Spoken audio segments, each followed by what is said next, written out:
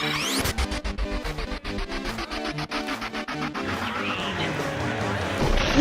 to the Pat White Show.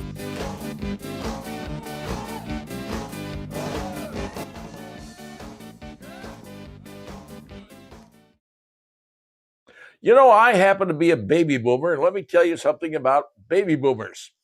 Baby boomers were born between 1946 and 1964. Me and Ozzy Osbourne, well, we're like brothers from different mothers, frankly, as far as age goes. But anybody who grew up in that era, like me, had a magazine that they really loved reading. The magazine started out in 1952, and I think it's still around today. It's changed hands many, many times. I think it's owned now by Warner Brothers, Discovery, or whomever. But the magazine was called Mad Magazine. Yeah, Mad Magazine. Classic one. It was a bi-monthly magazine.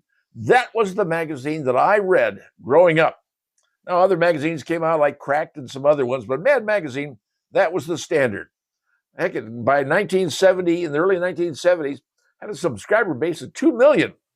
But people like me, that's what we read. But one of my favorite strips in Mad Magazine, aside from Alfred E. Newman and What Me Worry, that was his standard catchphrase. Alfred E. Newman, What Me Worry. But one of my favorite strips was one called Spy versus Spy. There was a comic strip about two spies, one on one side, one on the other, and it represented the United States versus Russia, because back then we were in what is known as the Cold War. And the Cold War was us against them. And many things controlled the Cold War. I mean, remember the Berlin Wall that went up? All those things that happened as far as MAD, mutually assured destruction. People responsible for that was the Strategic Air Command, the section of the United States Air Force that had all the B-52 bombers, the hydrogen bombs, the missiles. Yeah, that's where I flew. That was part of my career. But that was my favorite strip, Spy versus Spy. Now, the reason I tell you all this is because the U.S. and our enemies, call them whatever you want, we spy on each other. That's what we do. That's the way countries work. When a country has an election coming up, if we don't like who's running, we'll try to change the election. We've done that. CIA does this. Other agencies in other countries, we do it back and forth. So if you think we sit there, we're pristine, we ain't. We do the same stuff that other countries do. Now, how does that relate to what's going on today? Well, back in the 2016 election, and let's take you back that far, Hillary Clinton was running against Donald Trump. Okay, we all know that. And the consensus was, and everybody agreed that, man, Hillary's going to win this thing in a walk. She's going to clean the clock, and everybody believed that. Well, Russia, because they like to interfere with stuff just like we interfere with stuff on them, they said they start poking around in our computers to see what they could do, but realized they couldn't do anything. But we knew they were poking. We knew they were doing stuff. We knew they just couldn't get in and change stuff. Yeah, they bought some ads on Facebook or whatever. Didn't really change anything because they figured, hey, Hillary's a slam dunk. She's going to win. All right.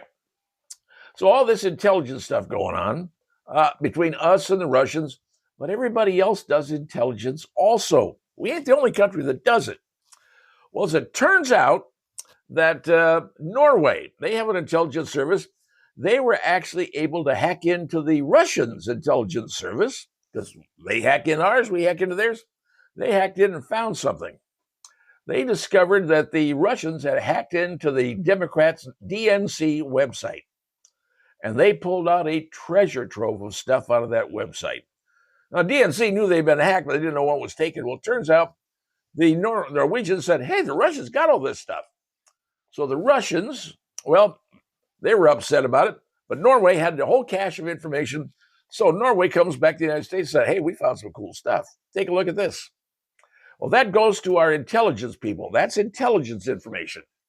And they got it, and they learned stuff about Hillary that, apparently she'd had some medical problems, type 2 diabetic, was taking all sorts of medications, had big swing mood changes. You've seen some of that stuff, the problem of being helped to cars and some other stuff. But some big things, plus they said that she was power hungry. Okay, fine. Well, Russia learned all this stuff, And instead of saying, let's not try to let's stand back and let the election happen because Hillary's going to win. And the Russians said, hey, we've got dirt on Hillary, so when she becomes president, we got stuff we can use on her to get her away.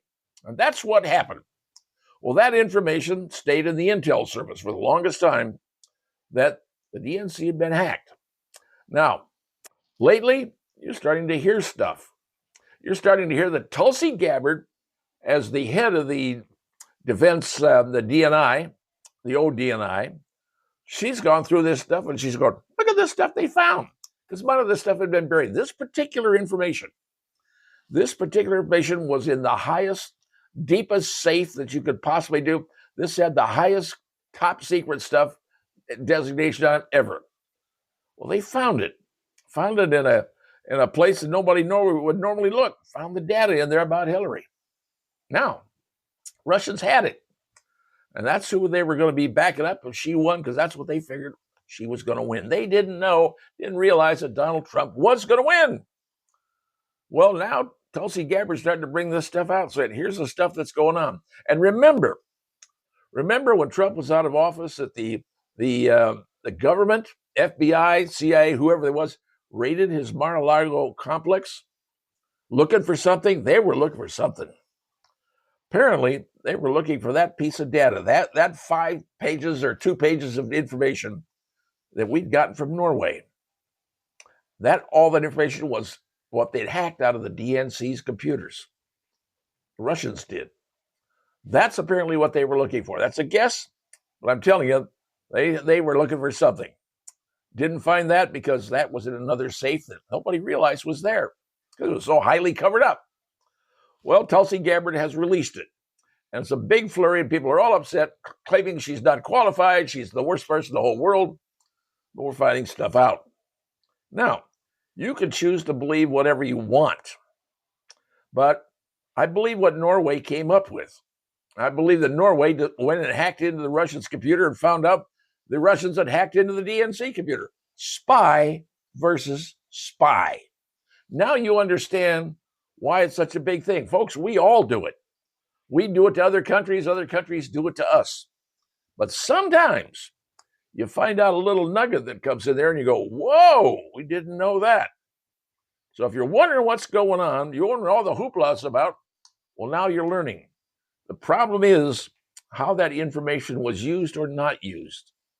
And now we're learning that maybe at the highest levels, some information, Russian dossiers that were fake were used.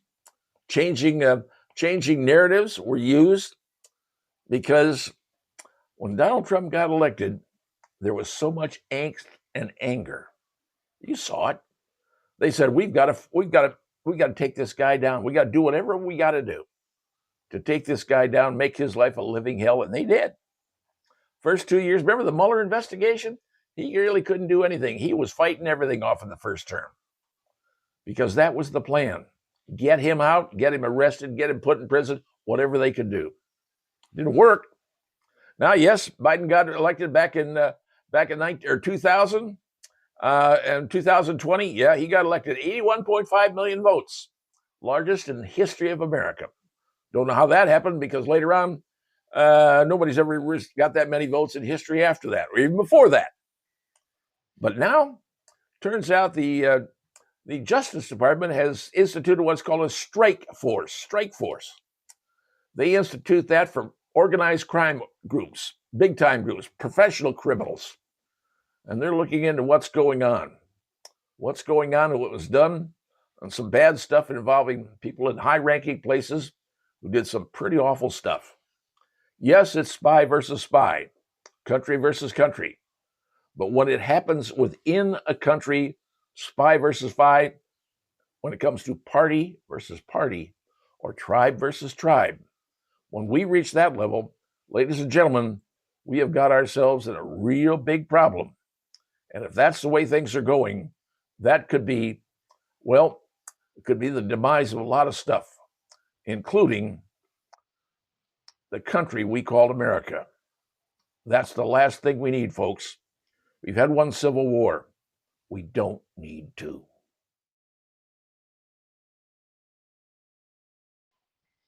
Well, if you haven't heard enough about the Jeffrey Epstein case, allow me to bring you up to date with what's going on and what could or could not occur. This is kind of important because a lot of things you have to understand what's going on. Now, this one is a juicy one to them because the media is looking to see if they can get Donald Trump. They have been trying to do this for, well, since 2016 and trying everything possible. Did Jeffrey Epstein know Trump? Yes, he did. Years ago, they knew each other pretty well because Jeffrey Epstein knew everybody. And I mean, in finance, he knew everyone associated with everyone. But a long time ago, Trump found out Epstein was doing something that he didn't like. And they had a serious falling out. And as a result of that, Epstein wanted to buy a piece of property down in Florida. And Donald Trump was not going to let him get it and ended up outbidding him and got the property that Epstein wanted. They were not exactly the best of buddies after that and haven't been since. Now there's a thing going around, said a card that was drawn by Trump. He doesn't draw, but forensic analysis of handwriting, and we'll see what happens when that comes down into the court of law because everything will come out that way. But let's get back onto the facts at hand. As you have heard, that supposedly they're talking about all the files, the Jeffrey Epstein files. Well, the judges or a judge down in Florida said, I am not releasing those affidavits because we can't give those to the media because they are sworn, only can come up in a particular case of a trial. So the judge isn't acting irrationally. She said, by law, I can't do it. And she can't because those affidavits are someone has sworn out an affidavit that says I, so-and-so, saw Jeffrey Epstein do X, Y, and Z with X, Y, and Z person. Can't throw those things open. Doesn't work that way. So now they're saying, well, there's a list of Epstein's people he saw. Here's a bigger problem with that. Epstein saw and knew everybody. Not everyone was involved with some of the stuff he was involved in. Many weren't. But because he was a businessman and he dealt with everybody, all the names are there. Now, if someone decides, hey, let's put all the names of people that knew Jeffrey Epstein, let's put it out there, you're going to have lawsuits coming out the wazoo.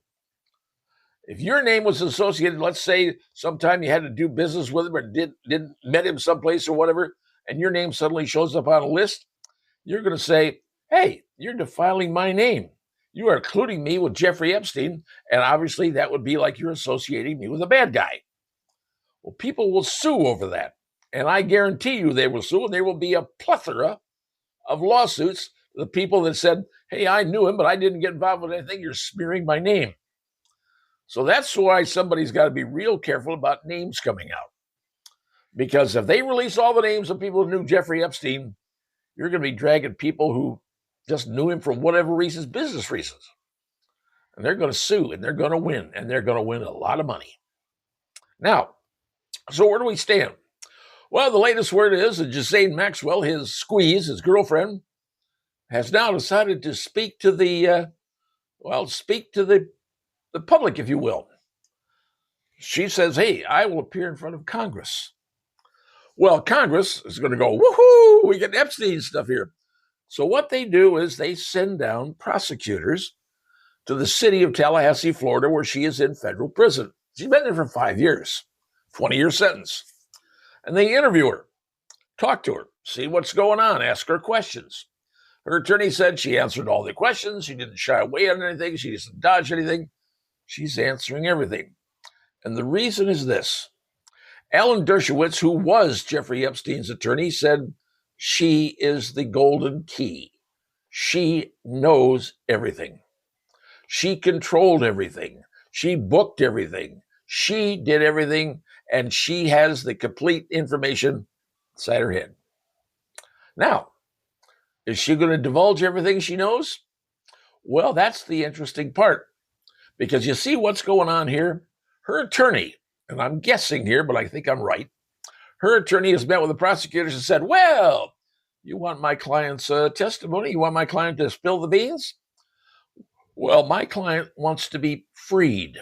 Have that prison sentence ended, 5 years, done, finished, kaput, over.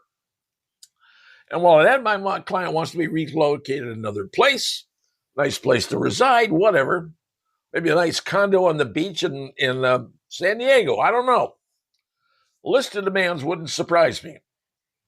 And to tell you the truth, to get the information, I'm guessing the government will acquiesce to everything they ask because they want to get all the information they can. Now, if they agree on it, she agrees on it, well, Congress wants to send some people to interview her also. All the interviews are taking place at the federal courthouse in downtown Tallahassee, Florida. And for those of you who know where that is, it's downtown. Big building. So they're meeting with her, asking questions. Hey, I need to know about this, that, and the other. And if they finally decide to work out a deal, then she is probably going to testify. Now, will it be behind closed doors? I don't know. Will it be in a congressional committee, closed door committee? I don't know. But there are many people out there that say, let's put this on national TV. Yeah, evening TV, Congress in session. This harkens back to the Watergate era. And if anybody remembers that, remember the hearings on TV? It was high drama. You saw these senators out there making a name for themselves, getting their video footage for the reelection. Boy, they got it all. And that's probably what's going to turn out if they do anything. They want her to testify in open court, open hearing, talk to the world, talk to America, and say, here's what's going on, because that's the one thing they want to talk about. That's the one thing the media wants to talk about, because there's another little scandal going on the media doesn't want to talk about. And as long as the Epstein thing works for them in hopes they can get Donald Trump with something, they're going to go with that. Just don't want to go with that other scandal, because that other scandal, that's about people in their tribe. And the media doesn't want to violate the tribal ordinance that says, thou shalt not report on another member of the tribe who's got himself or herself in big trouble. So now we know Ghislaine Maxwell, she's being interviewed. She's talking and supposedly is answering all the questions. How will it turn out? That will be something we got to wait to see. But overall, folks, if she testifies, it is going to be must-see TV. And I guarantee you, most of America will be sitting there like it's the final episode of MASH. Just wait and watch.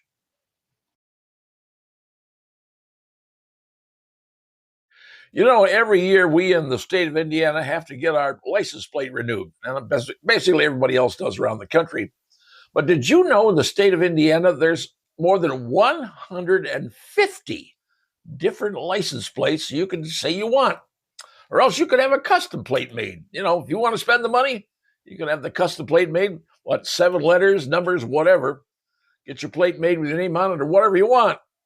But there's 150 different plates out there for whatever organization, whatever college, whatever event, whatever thing you belong to, there's probably a plate. And yes, I run a specialized plate because I'm retired military and I'm proud of that.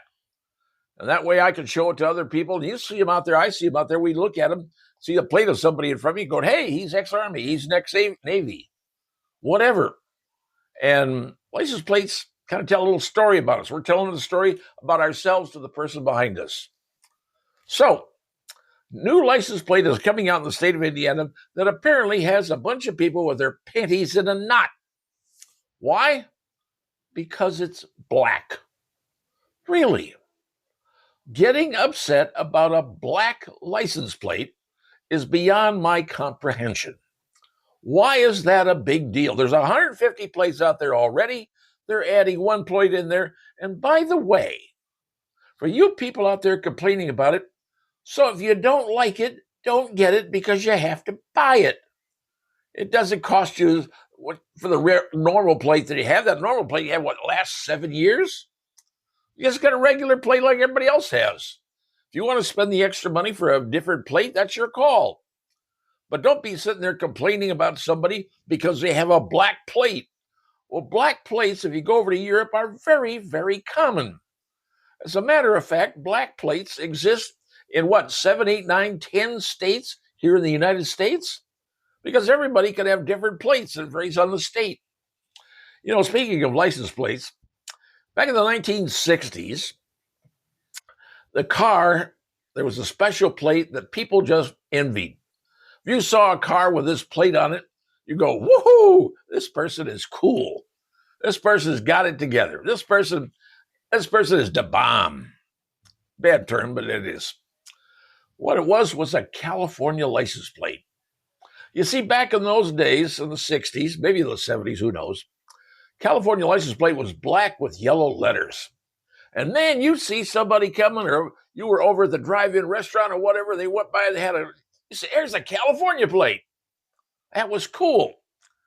And I remember back in the 1970s when I was living in California, was sent there on a thing for the military. I wanted to get a California plate, a black one, because I was driving a 1970 Chevelle SS Super Sport. Fancy car, big motor. It was quite a car. And I thought, man, my car would look so cool with those black and gold California license plates. Couldn't get them because they said I was only there temporarily, and I had to keep the plates to the home state, as it were. So I didn't get California plates. But California had those black and yellow plates that were famous. So now there's a black plate in Indiana, big giant whoop. I don't know who's got their panties in a knot over this, but it's stupid. There's so many different plates you could buy for whatever organization, whatever event, whatever cause that you have. Get your own doggone plate. Now, if someone wants to go out and buy a black license plate with the white letters on it, that's their call and their money. And if they decide that's the way they want to spend their shekels, then that's the way they're going to do it. I don't see the necessary for people complaining about it. Yes, there's a lot of cool plates out there, but I can't tell you the law enforcement people actually kind of like the black plate because it's easy to read, easy to scan. Oh, and that's another thing. Now you're seeing a lot of plate scanners nowadays. Easy to spot a black plate and easy to read it on the cameras. Not that they'd want to do that, but I'm just telling you what it is. So now there's a new plate in the state of Indiana. It's black with white letters. You want one? It's going to cost you like $45. If you don't pay it, don't get it, and get the one that you want. Or just go with the plain old everyday plate they give you and it'll last you, and then get the little sticker and put it on every year. Complaining about a black plate, you've got far too much time on your hands, partner. Far too much time. And beyond that, I recommend you get a job.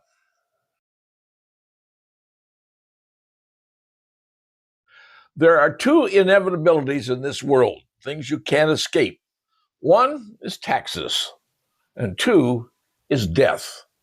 Now, to the best of my knowledge, some people have tried to evade taxes and not pay them, but nobody, to my knowledge, has ever evaded death, because death is a certainty. When it comes, nobody really knows. But for all of us, it will happen eventually. Well, sadly, I have to announce the passing of not one, not two, not three, but, well, 4, 5? Yep, that's a sad thing you want to talk about. But we're going to talk about it and just give them the props that they deserve. One is Ozzy Osbourne. Ozzy Osbourne's a baby boomer, born in 1948, AC/DC, the music. I was not into that kind of music, that heavy metal stuff, but everybody's kind of seen Ozzy Osbourne, figuring he's either drunk or stoned or whatever. Heaven knows what Ozzy was suffering from. He had the family show on TV where you saw everything going on in his family all the time, the latest thing going on in cable television. And the only time I ever saw Ozzy Osbourne for real, I've only seen it once, was at Wrigley Field in Chicago, Illinois, watching a Cubs game. Ozzy was, well, the guest, for lack of a better term. And there he was up in the press box in the seventh inning stretch singing "Take Me Out to the Ball Game." Not sure he really knew what he was singing because I'm not sure I really understood what he was singing. But Ozzy Osbourne leaves this planet at, well, he's gone now. And like I said, he was born in 1948. That makes him, 77, I believe. Second one is not a baby boomer. He's more of a Generation Xer. Malcolm Jamal Warner. You remember him from the old Cosby Show, Cosby's son. The reason the Cosby Show was so interesting is because it was a show about a family, the mother and father. And the mothers do the best thing they can, and mothers are mothers, they're maternal. But fathers set the rules. Fathers run the rodeo. And every boy needs a father. And I think that's some of the problem we are seeing in our own city, because so many kids are running around attached to gangs because there is no father in their household. That's an opinion, and it's mine. But the Cosby Show had a father. And Malcolm Jamal Warner was the son. Ultimately grew up. He was on some other TV shows, movies, and what have you. He drowned in a terrible accident, got in a rip current, I guess. He was born in 1970. So another one gone. Now, Chuck Mangione. Chuck Mangione, that guy, he was 80-some years old. I have seen Chuck Mangione in concert. Matter of fact, it was at the Embassy Theater many years ago. My wife and I don't know if we were even married then, but we went to see Chuck Mangione. And it's amazing. You see a guy who's just, his only gig is playing his horn. That's what he was. Sort of like Herb Alpert, but only more in the jazz style. But it wasn't a regular trumpet. It was kind of a different trumpet. And I only wanted to see it because when I was a kid, I played trumpet myself. Probably not that good, but I played trumpet. But his was more of a different kind of horn, almost a cornet style, specialty horn. And he reason he got into blowing the horn was he saw somebody who was rather famous. I think I heard him saying about this. Somebody who was famous who was a horn blower, and he decided, hey, that person's cool. I want to be cool like that person. And he took it up and ultimately became a pretty good horn blower and had an instrumental that lasted big time on the top 40. Chuck Mangione, he's gone. And there's a lady in the mix, Ann Burrell. Chef Ann Burrell. Watched her many times on TV. She was on all the Food Network things, all this stuff going on. And she had a trademark which was kind of cool. Had that little hair thing, like she was using Brill cream or whatever to little dab will do you, and it was that thing that just always stood up on the top of her head. She had other styles, but that was the one she was noted for. She was brash. She was outrageous. She was just kind of jovial, if you think about it. But sadly, they say that she took her own life. I don't know. I can't guarantee that. That's the early bird that I heard happened in a shower. I don't know what was going on in her life. She had a family and everything. Almost all these people did. So there's four of them right there. So you get Ozzy, you get Malcolm Jamal Warner, you get Ann Burrell, the chef, but probably the biggest one, probably the one most noted, the most famous, baby boomer himself, was Terry Bollea. Terry Bollea. And you're going to say, who is he talking about, Terry Bollea? Who's that? Hulk Hogan. That's right. Terry Bollea became the Hulkster. Hulk Hogan. Hulk Hogan got involved with the WWF. He was probably the most famous wrestler in the entire world. Now, I realize there's been some great wrestlers over the years. I can't remember their names. But the one name I can remember is Hulk Hogan. And you have to understand in wrestling, it's a story. And Hulk always had a story. Kind of gets beat up at the end, and he's laying there, and suddenly he comes to life like he's eating Popeye's spinach and ends up vanquishing the other opponent and wins. And one of the big ones he won against is Andre the Giant. And Hulk said, I hope he follows the script. And that ultimately turns out he picked up Andre the Giant, which the guy's a big guy, and body slammed him onto the canvas, which is sort of like a trampoline almost. But Hulk Hogan was in the WWE. Then he went over to another particular league with Ted Turner that he got one started. He was in movies. He did about everything. Everything was Hulkamania. Everything was. But the one thing that I really remember was when he was on the Republican convention. Came out on the floor, tore off his shirt, and said, shooting Trump, that was the last straw. And that's done. He had a style, a panache. He had a delivery. Hulkamania. He started that. And that's a term now that's part of our linguistics. Hulkamania. Terry Hulk Hogan Bollea, born in 1953. I think it was 70, 72, 73, somewhere in there. And but he joins a whole bunch of other wrestlers. And you can take a look. One of these guys in the sky, famous ones, is part of that crew being welcomed back in. But when you think about it, in one day we lost 5 people. Music, the music world, movie world, the wrestling world, the cooking world, and all gone in one day. Which brings us back to the original thing. There's 2 things in life you can't escape: taxes and death. So just keep that in mind. We may be hearing more of these coming up because, unfortunately, the whole group of people that, well, we've known are famous for most of our lives are all reaching that stage, that last stage in life. So you're not looking through the windshield so much anymore. You're almost looking through the rearview mirror. You got more time behind you than you do in front of you. That's just life, folks. But you look back and say, did they accomplish something? And you're going to have to remember that in your own life. Did you accomplish something? Something that people down the road and say, yeah, he did X, he did Y. You don't want it to be bad. You hope it's good. But that's what's going on, folks. That's what happened on this date, July 24th, 2025. A day in many ways which will live in infamy.